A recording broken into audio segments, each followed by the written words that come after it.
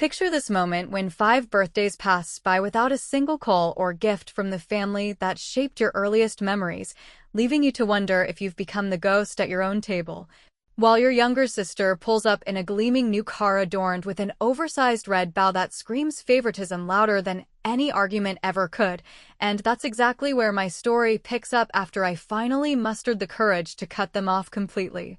Only to face a reaction from them that shattered every assumption I'd built over those painful years, pulling me into a whirlwind of revelations that still leave me questioning whether family bonds ever truly break or if they just twist into something unrecognizable.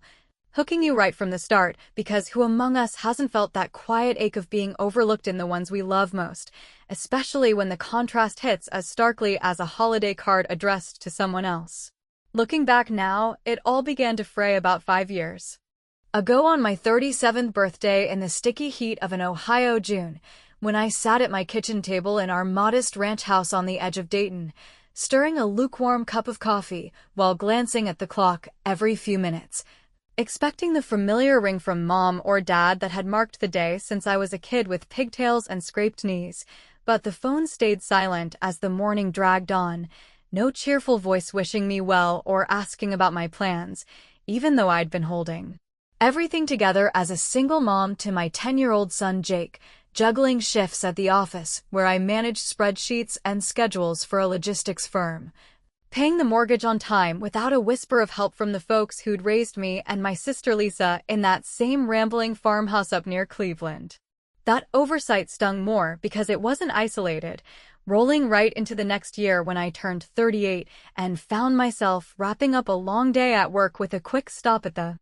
grocery for a frozen pizza to celebrate alone, Jake at a sleepover with friends, and still no call came through amid the beeps of the checkout line. Just a vague text from mom the week before about how busy they were planning Lisa's latest career milestone,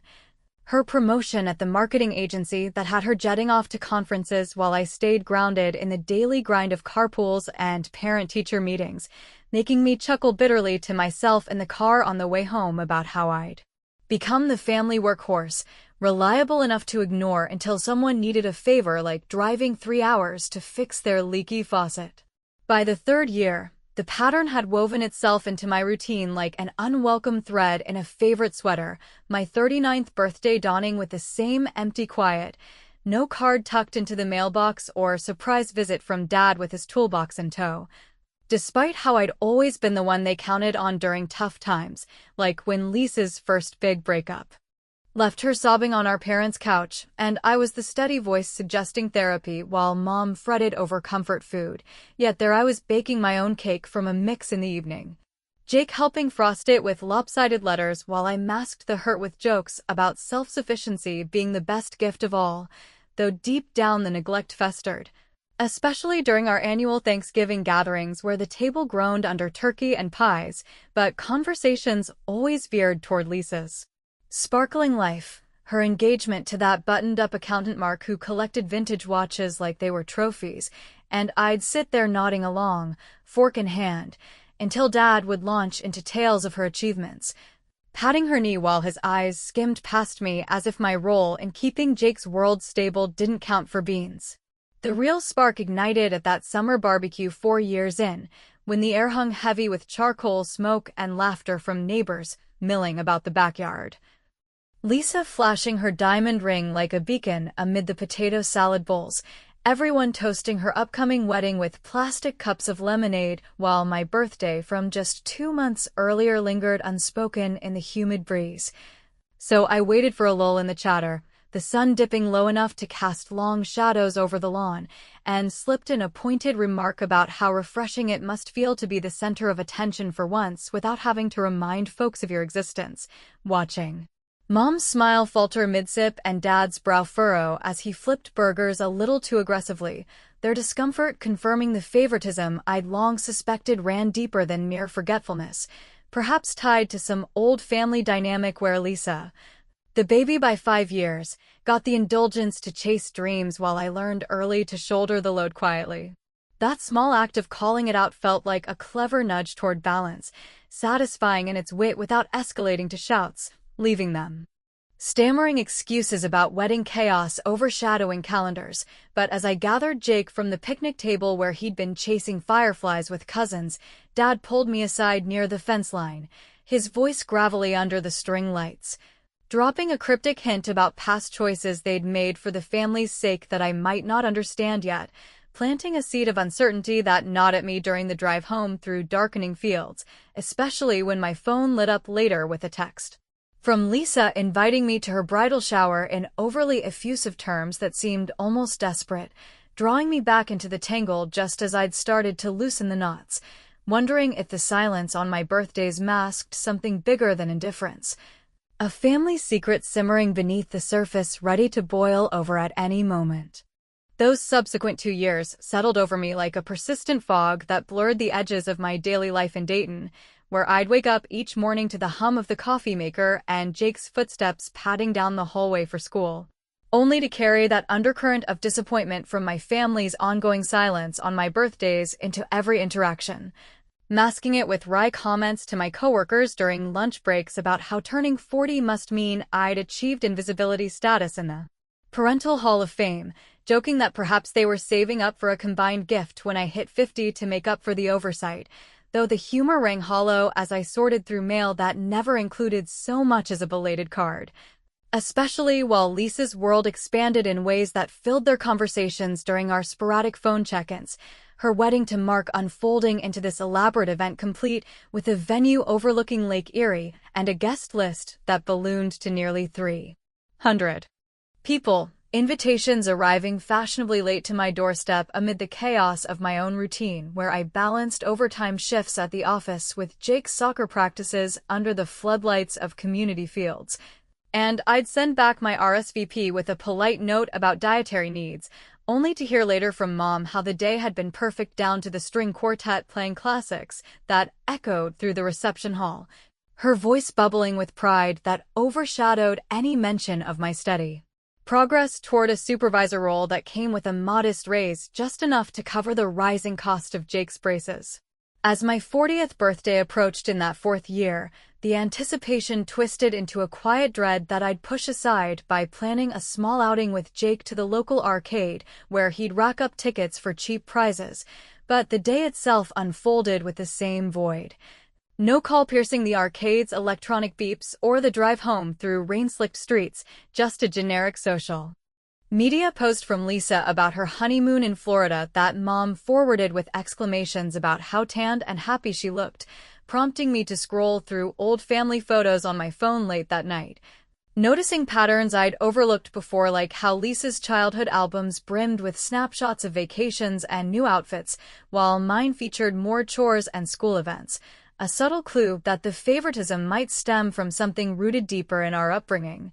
Perhaps Dad's quiet favoritism toward the daughter who reminded him of his own adventurous youth before the factory job grounded him, leaving me to ponder over a glass of boxed wine on the couch if my reliability had somehow disqualified me from their affections rather than earning it. The 5th year amplified the isolation into something almost tangible, like the chill seeping through drafty windows in our old house during winter months, as Lisa settled into her role at the agency with accolades rolling in for landing. Major clients that promised bonuses and perhaps even a corner office, our parents' pride manifesting in care packages shipped to her new home in the suburbs complete with Mom's famous oatmeal cookies and embroidered linens that screamed domestic bliss. While my shares about Jake's honor roll mention or the community volunteer award I'd received for organizing the office food drive elicited only perfunctory replies like "That's wonderful, dear," before the topic swung back to Lisa's latest triumph, making me feel like a side character in my own family narrative, especially during Christmas when we gathered at their farmhouse and the tree twinkled with ornaments Lisa had collected from her travels. Conversations orbiting her plans for starting a family with Mark, who droned on about tax implications in his flat voice, and I'd interject with light-hearted barbs about how some of us were content with the simple joys of a kid's laughter over career ladders. But the neglect peaked in that holiday phone call a few weeks later when Mom gushed endlessly about a big surprise they had brewing for Lisa's housewarming, Dad grunting agreements in the background about making her commute easier in style, And I couldn't resist weaving in a sharp yet playful retort about how generous it sounded to finally acknowledge someone's wheels when others had been pedaling solo for years without a pit stop. The line going quiet for a beat before Mom changed the subject to weather forecasts, leaving me with a mix of vindication and unease as I hung up, only to receive a voicemail from Lisa shortly after that carried an uncharacteristic vulnerability, her words halting as she alluded to strains in her marriage beyond the surface polish. Like arguments over finances that echoed faintly the old letter I'd glimpsed about college funds skewed in her favor, stirring a confusing empathy that warred with my resentment just as the new year dawned, building toward what I sensed would be the breaking point, a gift so ostentatious it would expose the chasm once and for all, pulling me inexorably toward the driveway confrontation that changed everything. That morning, after the 5th year of silence had fully etched itself into my expectations, I found myself scrolling through my phone over breakfast with Jake chattering about his latest school project on colonial history, only for a photo to pop up from Mom's number showing Lisa's new red SUV parked proudly in the driveway of their suburban home near Cleveland, complete with an enormous bow tied around the hood that fluttered like a taunt in the breeze. The caption reading, "Our girl's big day. Surprise because she deserves the world after all her hard work," and in that instant the accumulated weight of those forgotten birthdays crashed down harder than a stack of unsent cards, turning my coffee bitter as I zoomed in on the gleaming vehicle that must have cost more than my entire emergency fund, a blatant symbol of the favoritism that had simmered beneath our family interactions for so long, especially since Lisa's career highs had aligned perfectly with my steady, but uncelebrated routine of managing the office logistics and shuttling Jake to practices without a safety net from the parents who'd once promised fairness in raising us two girls under the same roof. Unable to shake the image that looped in my mind throughout the workday where I fielded calls about delayed shipments and updated databases with mechanical precision, I decided on impulse to drive up that afternoon under the guise of congratulations. The tower stretch along the interstate, giving me time to rehearse lines that balanced hurt with humor, pulling into their driveway just as the sun cast a golden hue over the bow that now seemed absurdly cinematic against the ordinary split-level house, and Lisa emerged from the front door in her casual weekend attire of jeans and a sweater, her face lighting up with genuine surprise that morphed into a hug before I could pull away, though the words tumbled out almost immediately about how touching it was to see such generosity extended when others might appreciate a simple acknowledgement after years of radio silence on their special days, my tone laced with enough irony to make her step back, eyes widening as Mom and Dad appeared behind her, waving me inside for what turned out to be an impromptu family dinner already simmering on the stove with pot roast and carrots that filled the air with a homey scent clashing against the tension building in my chest. As we settled around the oak table that had hosted countless meals from my childhood onward, the conversation flowed awkwardly at first, with Dad boasting about the car's features like its heated seats and navigation system sourced from an old business contact, Mom nodding enthusiastically while passing the mashed potatoes, but the dam broke when I set down my fork midway through the meal and laid out the facts without raising my voice, recounting the 5 consecutive birthdays marked by nothing more than the echo of my own unanswered hopes versus this extravagant gift that screamed priorities skewed toward the daughter who'd always played the star role, watching their expressions shift from defensiveness to discomfort as Lisa fidgeted with her napkin and Dad cleared his throat about practical needs for her longer commutes, only for me to counter with a witty observation that perhaps practicality could start with remembering the basics, like a call to the one who'd been commuting solo for a decade without complaint, the room falling into a hush broken only by the tick of the wall clock that amplified the satisfaction of exposing the bias right there over cooling plates, a clever revenge that felt like reclaiming a sliver of equity without descending into outright confrontation. Though it left a bitter aftertaste as Mom murmured apologies tangled with excuses about calendars overwhelmed by Lisa's milestones. Clearing the dishes became a tense ritual where silverware clinked louder than usual, and once the kitchen was empty save for the hum of the dishwasher, Lisa drew me aside into the pantry lined with canned goods and holiday decorations still boxed from last year, her voice dropping to a whisper that carried uncharacteristic fragility as she confessed the car's arrival hadn't been the pure joy it appeared. Tied instead to pressures from Mark's side of the family expecting her to maintain appearances amid whispers of financial strains they hadn't shared with me before, a revelation that planted a dilemma square in my path about whether to extend an olive branch or harden my resolve further, especially when Dad hovered in the doorway afterward with a look more weary than wrathful, muttering about long-varied decisions from our teen years that had favored Lisa's opportunities at the expense of mine in ways he now regretted but couldn't fully explain. Leaving me to gather my keys and head out into the twilight with Jake's earlier text about finishing homework waiting on my phone, the drive back through fading light heavy with unanswered questions about those hinted-at sacrifices and whether the favoritism masked deeper family fractures or just plain old inconsistency, pulling me toward a crossroads where empathy threatened to undermine the boundaries I'd started to build. Just as another clue surfaced in a forgotten drawer at home that night, an old bank statement hinting at redirected funds I'd never questioned before. In the weeks following that charged dinner where the car's bow had unraveled more than just wrapping paper, I navigated my days in Dayton with a heightened awareness of the fractures in our family fabric, replaying the conversation's echoes during quiet moments at the office where I'd stare out the window at passing semis on the interstate,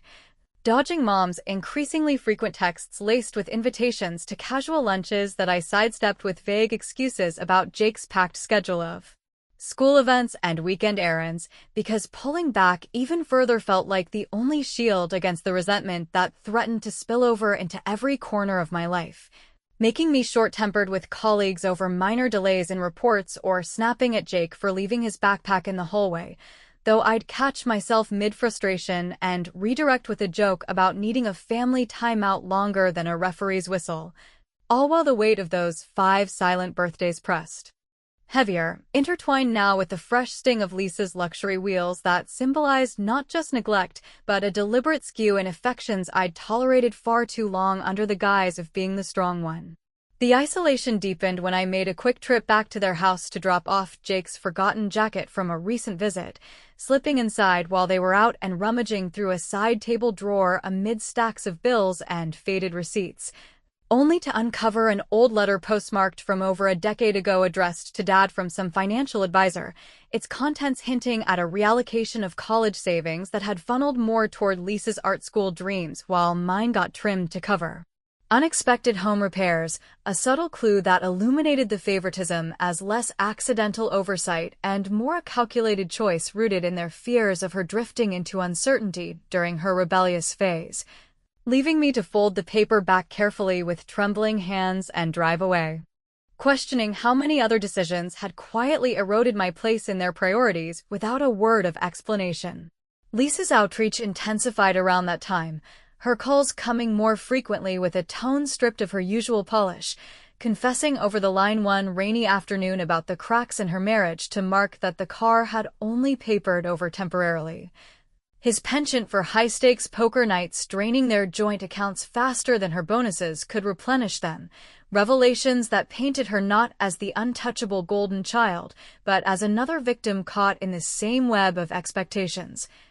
stirring an unwelcome empathy in me that warred with the urge to hold the grudge tighter, especially since it echoed the financial whispers from that letter and made me wonder if her successes were as solid as they appeared from afar,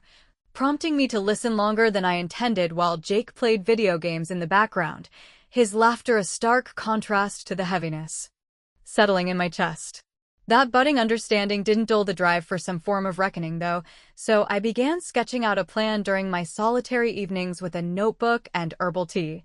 aiming for something sharp yet sly to highlight the imbalance without burning bridges entirely. And the opportunity arose at the annual neighborhood block party in my subdivision, where grills sizzled with burgers and kids darted between bounce houses under the summer sun, drawing crowds from families much like mine with their mix of barbecues and backyard gossip, and there in the midst of it all stood Dad proudly demonstrating the SUV's features to a cluster of neighbors who oohed over the leather interior, Mom beaming at his side as if it were their own achievement.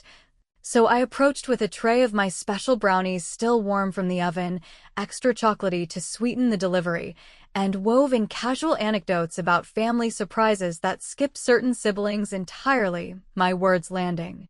with the precision of a well-aimed dart to deflate their enthusiasm as murmurs rippled through the group and cheeks flushed under the picnic lanterns, that rush of witty exposure providing a deeply satisfying payback that made me feel seen for the first time in years. Like flipping the script on a play where I'd always been the understudy. Yet the triumph soured quickly when Lisa, who'd shown up unexpectedly with Mark trailing behind looking uncomfortable in khakis, cornered me near the dessert table away from the chatter. Her eyes rimmed red as she leaned in close to reveal Dad's recent health scare, a mild heart episode he'd kept under wraps to avoid worry, attributing the overgenerosity toward her as his misguided way of securing legacies before time ran short. A twist that forced me to confront the human frailty behind the favoritism and wrestle with the dilemma of compassion clashing against justified anger, particularly as Mom materialized moments later with a handwritten invitation to a family meeting the following weekend, her hand on my arm steady, but pleading in a voice that cracked with rare vulnerability, outlining how they wanted to air everything out properly without the public eyes, leaving me to nod noncommittally amid the fading echoes of laughter from the party as dusk settled, the paper clutched in my pocket like a live wire during the walk home with Jake skipping ahead, the promise of that gathering looming as both potential healing and the spark for an even greater unraveling, uncertain if it would mend the divides or expose wounds too deep to close. Arriving at that family meeting on a crisp Saturday morning in early autumn, I stepped into their familiar living room where the scent of freshly brewed coffee mingled with the faint mustiness of old bookshelves lined with photo albums that chronicled happier times.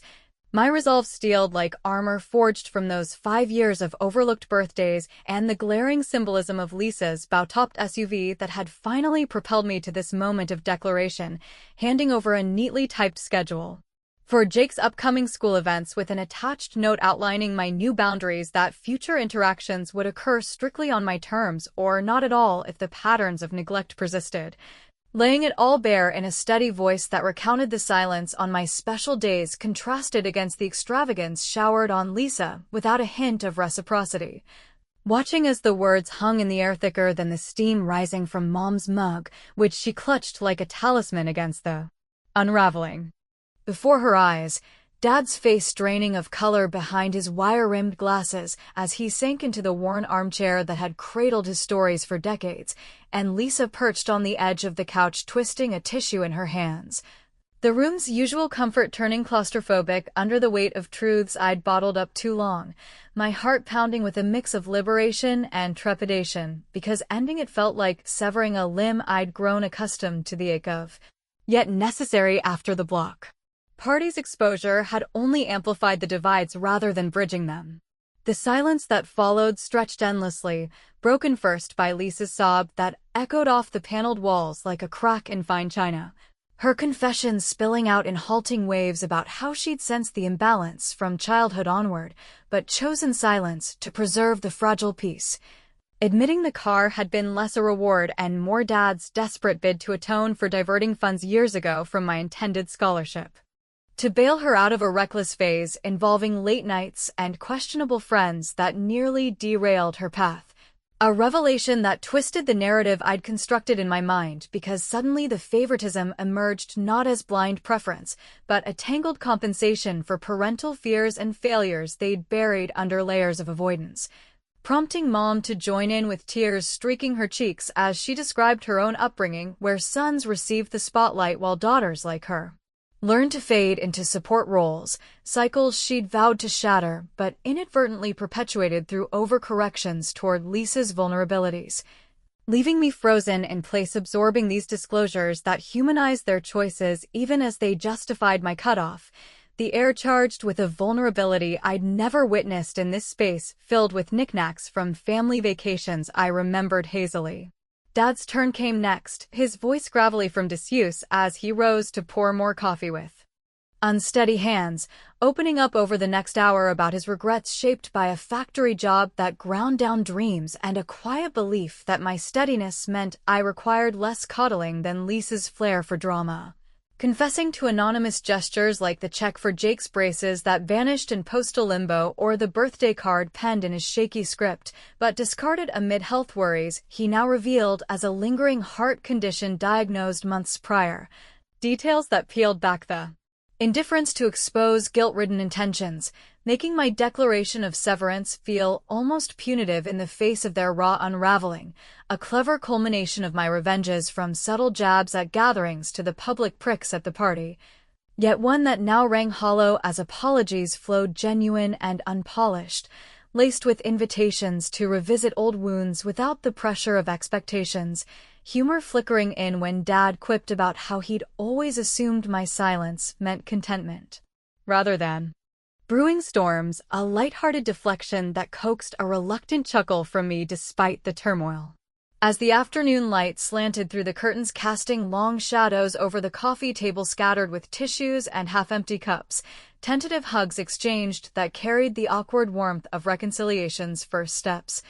I gathered my things with Jake's schedule now annotated with their promises to call on his milestones, driving away along the tree-lined streets toward Dayton with the road ahead blurring slightly from unshed tears, the weight of their reaction a freight train of unexpected depth that challenged my unyielding stance and left me pondering if forgiveness demanded more courage than the cut I'd made, or if holding the line preserved my peace at the cost of shared history.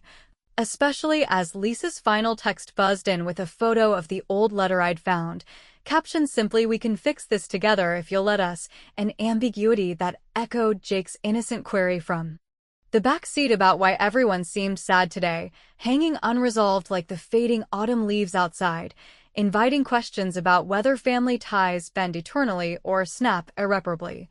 and if my choice to walk away truly empowered me or merely perpetuated the very isolation I'd fought against all along.